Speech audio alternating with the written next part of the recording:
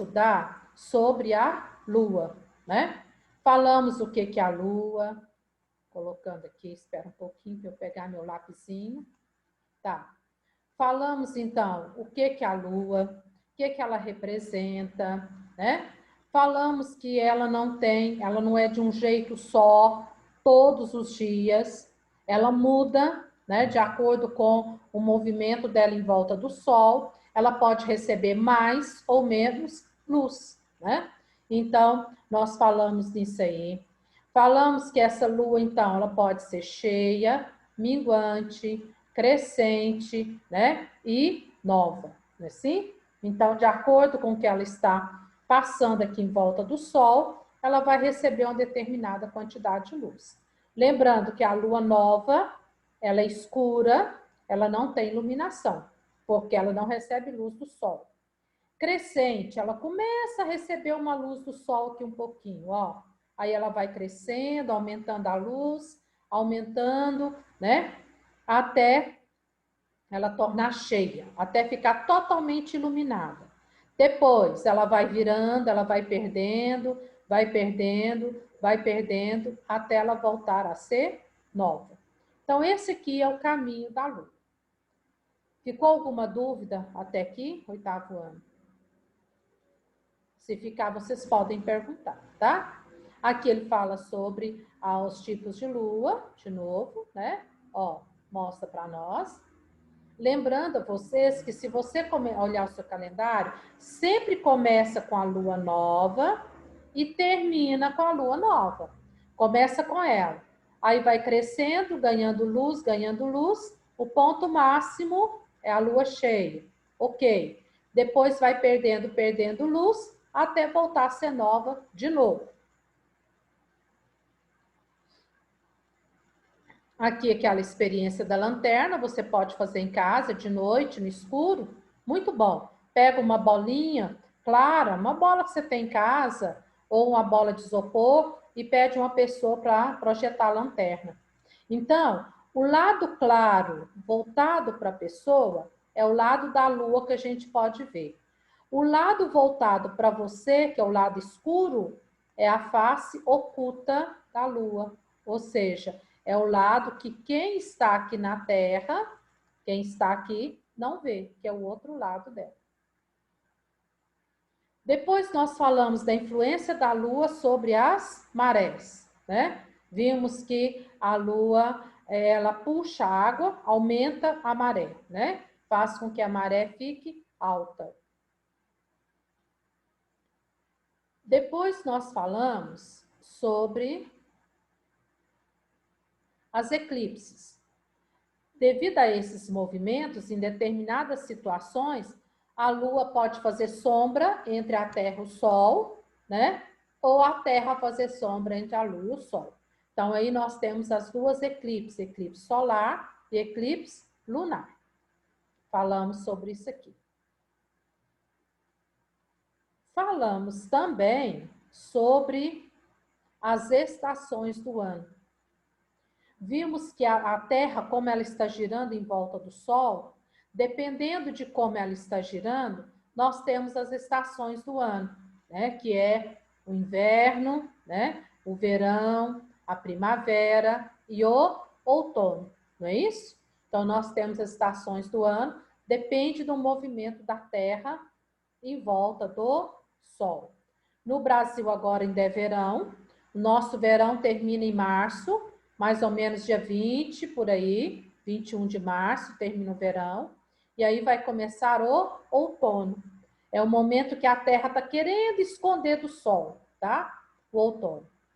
E estávamos falando sobre a previsão do tempo, né?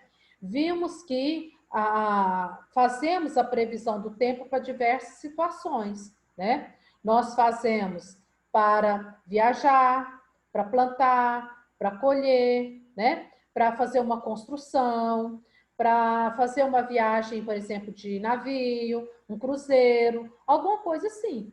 Ninguém vai programar uma viagem de cruzeiro, pagar uma viagem cara de cruzeiro, se eu sei que a previsão do tempo vai ser chuva só. Não dá. Primeiro que chuva no mar deve ser terrível, né? Para como que eu vou fazer um cruzeiro só pegando chuva? Pode acontecer de eu comprar as passagens, ir para o cruzeiro, pegar 2 dias de sol e 3 de chuva depois. Mas se eu souber que vai ser só chuva, só chuva, só chuva, eu não vou arriscar, não vou, né? Então, a previsão do tempo nos ajuda em muita coisa. Nós vimos que tem uma diferença dentro da meteorologia, né? É o estudo das condições do tempo, não é assim? Quando eu falo clima, eu estou falando do todo, pressão, umidade, vento, raios solares, chuva. Então, eu faço uma somatória de tudo que tem naquele ambiente e falo que aquilo ali é o clima. Por exemplo, o nosso clima, né, é a região tropical, um clima tropical, mas o nosso está um pouco semiárido, né? O sudeste, semiárido. Mas o tempo agora tá de sol, não tá? Aí onde vocês estão, tá de sol agora? Sim ou não? Ou tá chovendo? Sim, né? Aqui também na minha casa tem sol. Então, o tempo agora tá ensolarado, céu aberto. Agora. Mas se eu for pegar o clima, eu vou pegar todas as condições do tempo. Aí eu tenho que fazer uma somatória e falar como que é o clima naquela região, tá? Ó, diferença entre clima e tempo, que eu acabei de falar agora para vocês, né? Aí traz o mapa para a gente ver direitinho. Os instrumentos, estávamos falando aqui, ó. Lá na estação de meteorologia, tem que ter os aparelhos para poder medir as condições do tempo. Falei para vocês que para eu saber as condições do tempo, eu preciso somar tudo. Se está sendo muito úmido ou não, se o vento, né, está muito ou não, quantidade de sol, a quantidade de chuva, né? Tudo isso tem que ser somado. E lá na estação de meteorologia tem vários aparelhos que vão medir isso daí, a temperatura. Depois, eles juntam toda essa medição aqui e faz o cálculo e joga para nós a condição do tempo, tá? Então, quando a gente vê a condição do tempo lá na televisão, por exemplo, todo jornal tem previsão do tempo. Aí vem a pessoa e vai falar a previsão do tempo. Para ela falar essa previsão do tempo, antes, lá na estação de meteorologia, ele já tem que ter feito todo esse cálculo do tempo para poder jogar lá, tá? Nós falamos da biruta, que parece esse saco, esse coador, né? Que tem muito lá no aeroporto para mostrar para eles a direção do vento, para facilitar a decolagem ou aterrissagem, né, do avião.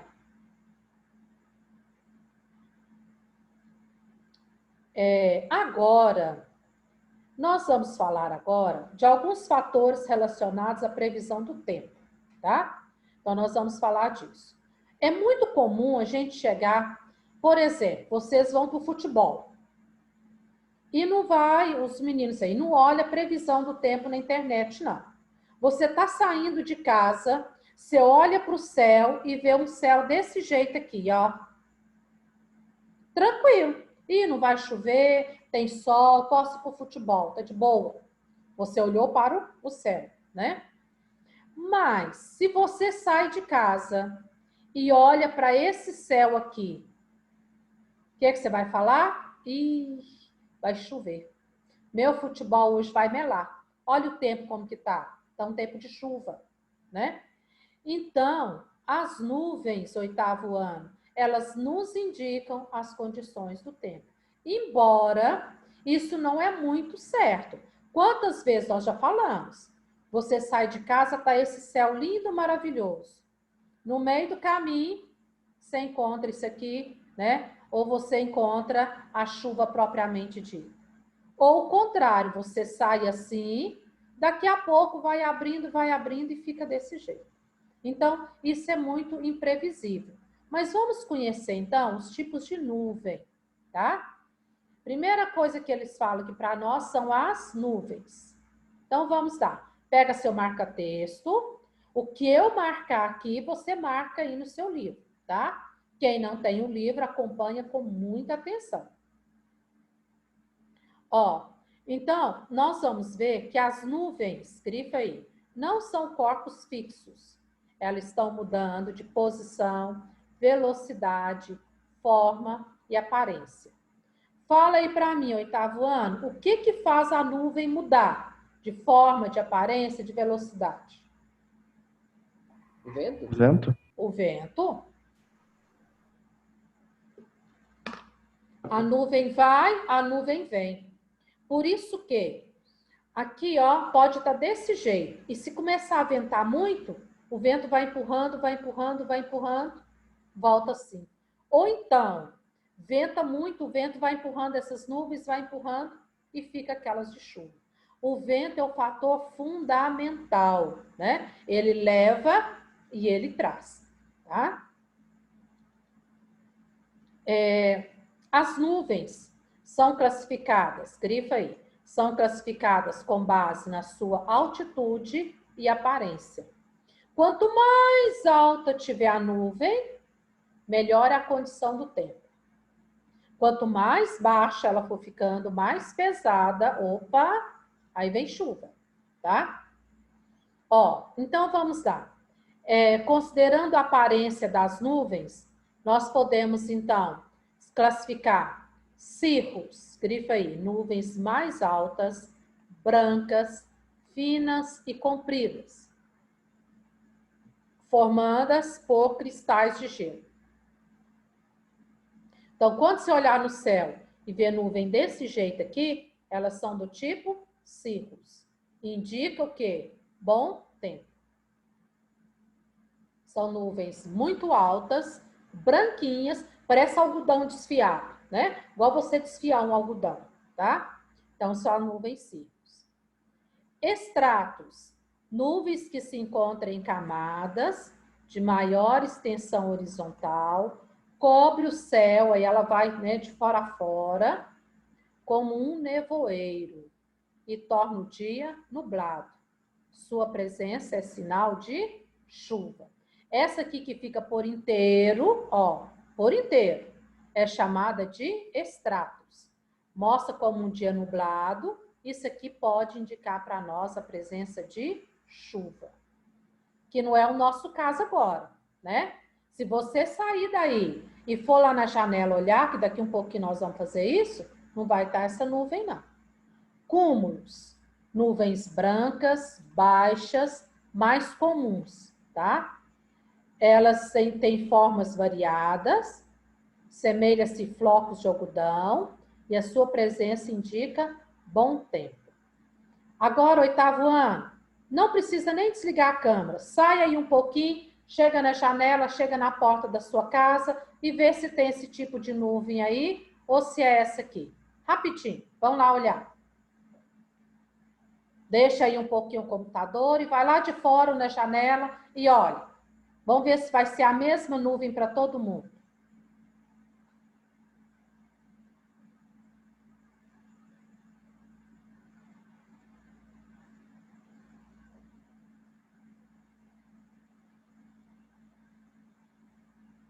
Pronto?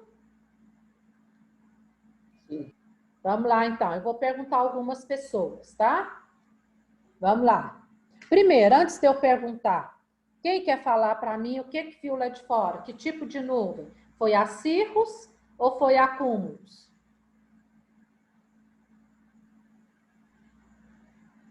Aqui tá sem nuvem. Tá sem nuvens? Tá assim, azul? Sim. Em casa também tá sem nuvem. Olha que interessante. Céu azul, literalmente. A minha tem um pouquinho de nuvem. Esse A pouquinho, minha- tá assim ou tá assim, Caio? Que jeito? Tá mais... Eu acho que tá mais a de cima aqui, a da direita. Aqui, né? O cúmulos. Alguém ia falar aí também? Eu quase não vi, eu acho que eu só consegui ver uma nuvem, só que tava mais de estilo cúmulos mesmo. Ah, sei. Quem mais, gente? Achou nuvem aí? Aqui tá até um pouquinho cheio, só que bem longe, mas é cúmulos mesmo. Bem longe, mas é cúmulos. Mais alguém viu o céu limpinho, sem nenhuma nuvem?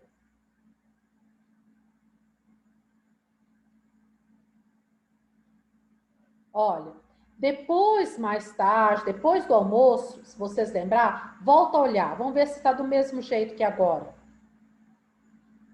Né? Vamos ver se o vento tocou, se o vento trouxe, o que o vento embaralhou essas nuvens, tá certo? Lembra vocês de olhar depois para ver o que mudou nessas nuvens.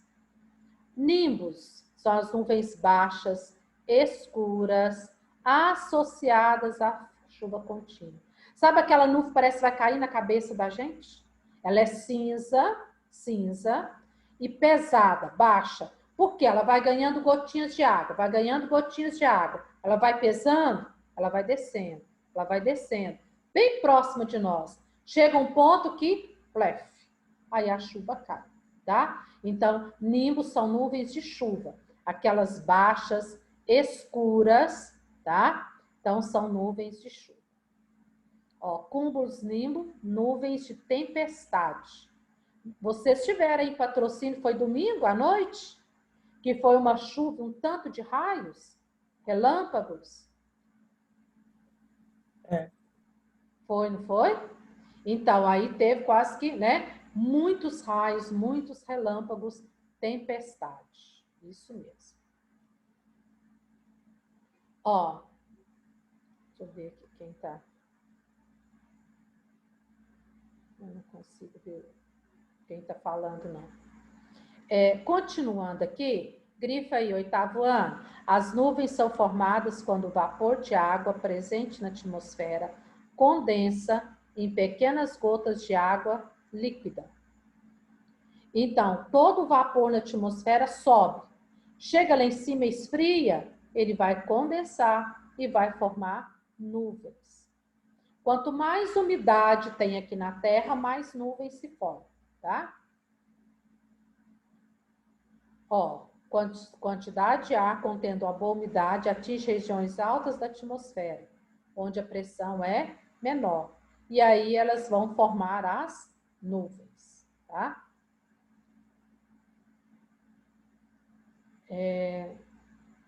Olha aqui. Aqui temos uma curiosidade. O vapor de água é invisível para nós.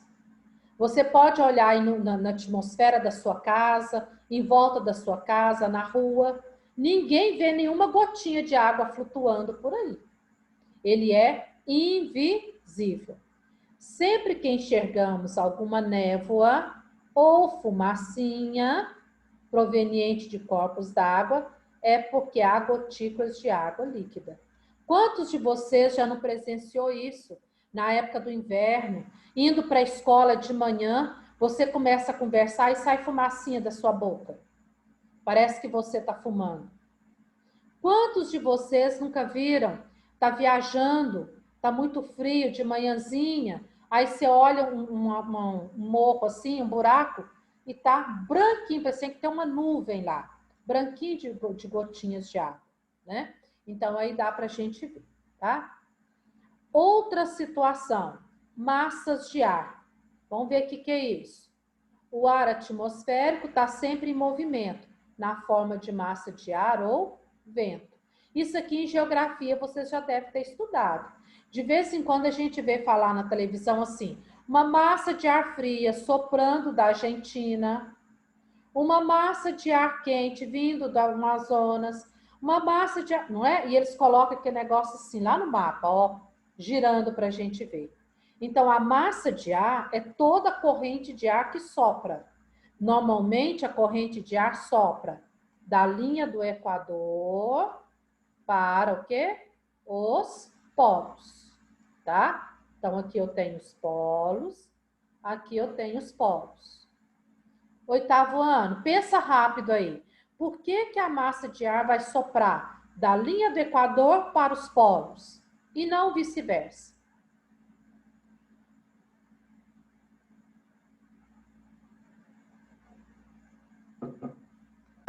Por que será que ela sopra nesse sentido, da linha do Equador para os polos?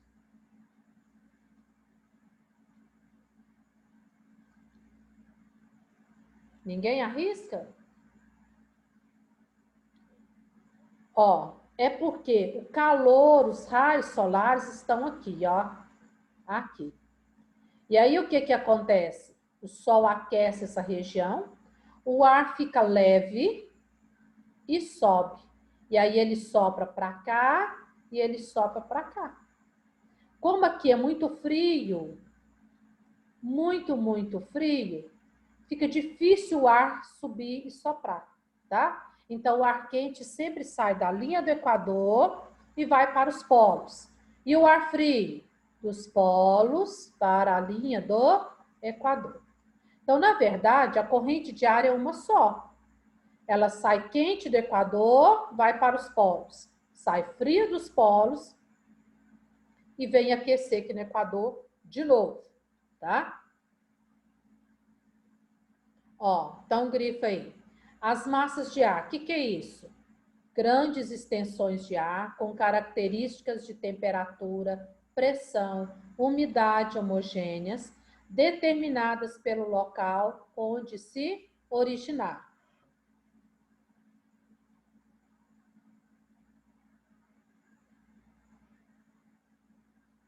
E aqui ele fala, você vai grifar também. As massas de ar podem ser frias ou quentes. As frias originam nos polos. Falei para vocês agora. Sopra frio do polo para o Equador.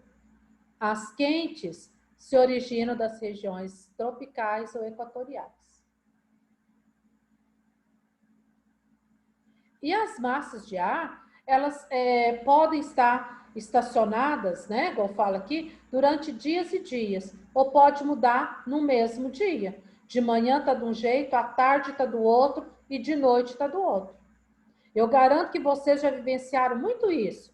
De manhã, aquele calorão, por exemplo, né? Depois do almoço, chuva. De tarde, calor, sol de novo, né? Então, isso pode mudar, tá? Dependendo, ó, do calor, né? Do vento, das condições do tempo, essas massas de ar vão deslocar, tá certo? Então, grifa aí. Ao se deslocar, interfere nas condições do tempo, mas sofre influência de outras massas de ar que trocam, né? Que trocam calor, suas características vão modificando até ficarem semelhantes à do ar, em volta quando estiver dissipando. Por isso que muitas vezes a gente vê falar na televisão que uma massa de ar quente se choca com a massa de ar fria. Aí provoca ventos fortes, provoca tempestade, um monte de coisa. Ou vice-versa. Porque, oitavo ano, agora olha aqui para mim na tela. O que é o normal? O normal é o ar frio passar por baixo e o ar quente passar por cima. Por quê? O ar quente ele é mais leve, ele sobe mais. O ar frio é mais pesado. Então, quando esse ar está circulando, ele circula assim. Ar frio, ar quente. Ar frio, ar quente.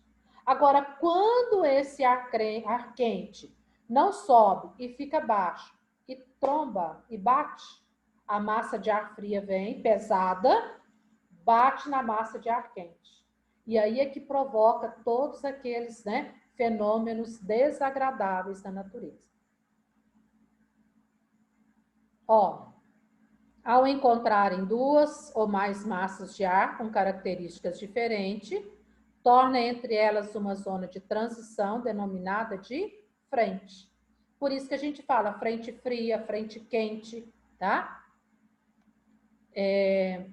Quando o ar frio substitui o ar quente, torna uma frente fria, que pode ocasionar chuvas, quedas de temperatura. Quando eles falam assim, uma frente fria está soprando da Argentina e vai atingir até Santa Catarina, pode saber que vai fazer frio. Ou então, uma massa de ar fria vindo do sul vai chegar ao sudeste daqui 2 dias. Pode tirar o casaco, o agasalho lá do armário. Vai fazer frio, tá? As frentes são chamadas estacionárias quando não tem avanço de ar. Às vezes elas param, tá? Ó, pode parar assim, frio e quente.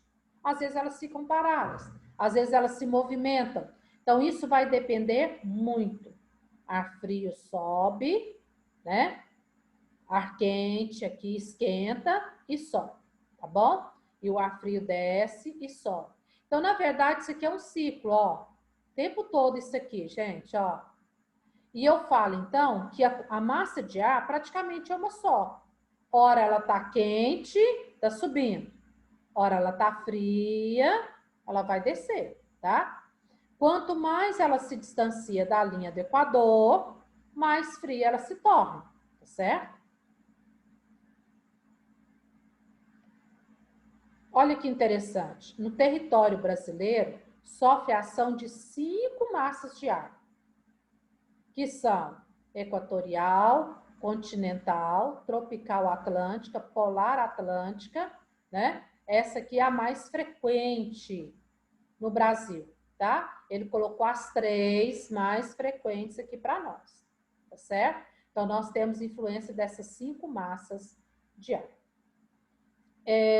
Os ventos. O que é vento, gente? Quem vai falar para mim o que é vento?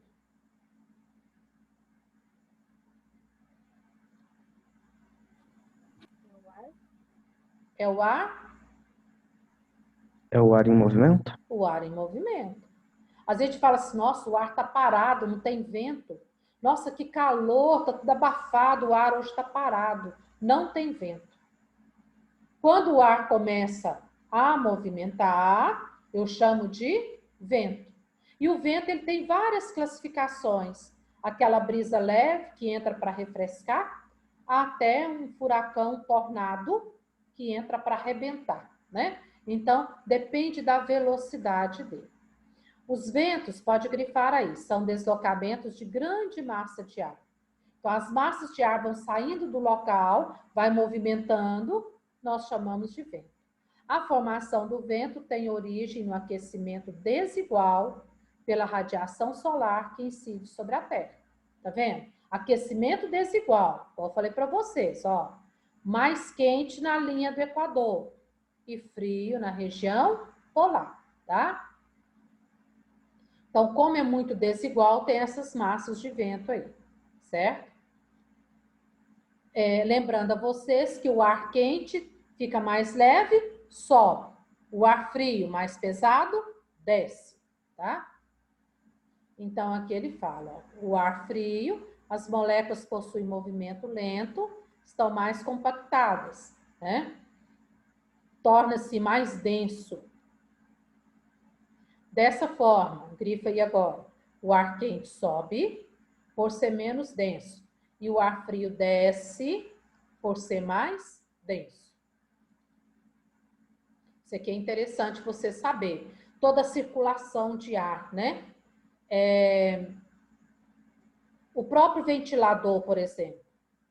Por que o ar fica fresco com o ventilador? Ele está girando, está girando. Então, ele pega o ar quente, né? E o movimento dele faz com que o ar quente venha refrescar. A mesma coisa o ar-condicionado.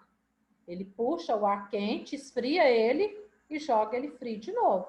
Por isso que fica pingando água, né? Ele esfria o ar quente e joga o ar frio, tá? Vocês podem observar que o ventilador, por exemplo, tem aqueles de teto, né? O ar-condicionado a gente coloca lá em cima. Por quê? A tendência do ar quente é subir. Então, quanto mais alto eu coloco, mais fácil ele pega o ar para transformar em ar frio, tá? Ó, altas temperaturas, as moléculas se afastam. Baixa temperatura, as moléculas se juntam, certo? Gente, se tiver alguma pergunta, vocês podem parar. Daqui um pouquinho, hora que terminar o nosso horário, que cair aqui, eu vou dar uns minutinhos e a gente volta e nós vamos fazer atividade.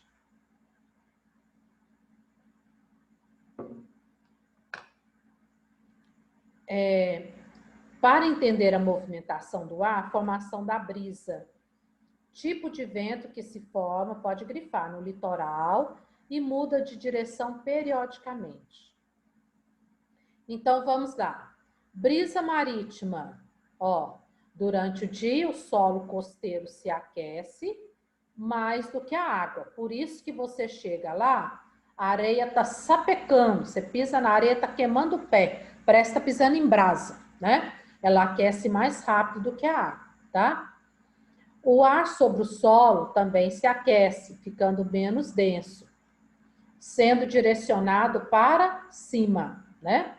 Aí ele aquece, aí ele vai para cima, sendo direcionado para cima. A massa de ar localizada sobre o mar está mais fria do que a terra. Vai lá na praia, meio-dia, o sol derretendo a mamona, pisa na areia descalço. Pai amado. Mesma coisa, você tá pisando no fogo, queima tudo. Entra lá na água, a água tá gelada.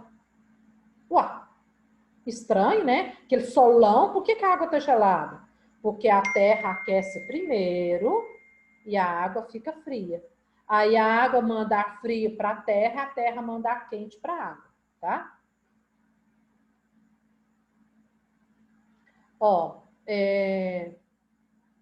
sobre o mar, e aí o que que acontece? Desloca em direção ao solo, ocupando o lugar do ar quente. O ar quente que está na terra vai para o sol. Por isso que à tardezinha a areia está fria, de manhã a areia está fria, porque ela já soprou todo o ar quente dela para a água. E se você entrar na água de manhãzinha ou de noite, como que a água vai estar, gente? Quente? Quente, morninha, delícia. Mas por quê? Ela recebeu o ar quente do solo durante o dia. E ela soprou o ar frio dela para a terra para refrescar, tá? Mas por que que demora a refrescar? Porque os raios solares são muito intensos, certo? Muito intensos. Gente, hora que cair aqui, eu vou... não vou abrir agora, vou abrir depois, dar uns minutinhos para vocês descansar, por causa que são 2 horários seguidos, tá?